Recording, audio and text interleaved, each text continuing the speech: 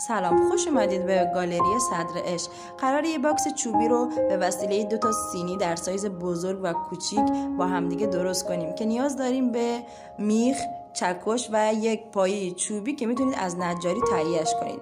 ما این تکه چوب رو در واقع به مرکز کار میچسبونیم به وسیله میخ‌ها که از فضای بیرونی سینی بزرگ و روی کار سینی کوچیک در واقع با میخ اونا رو وصل میکنیم. اونقدر میخ میزنیم و میکوبیم تا پایه چوبی ما محکم ما بین 2 سینی بچسبونه. حالا که پایه چسبید و به همین صورت محکم موند، اینقدر بکوبید که پایه ثابت باقی بمونه. حالا نیاز داریم به این پایه‌های طرح فرشته که میتونید از لوازم تحریری یا لوازم هنری بخرید یا از برنامه‌ها که به وسیله چسب 1 2 3 یا چسب تفنگی اونا رو بچسبونید.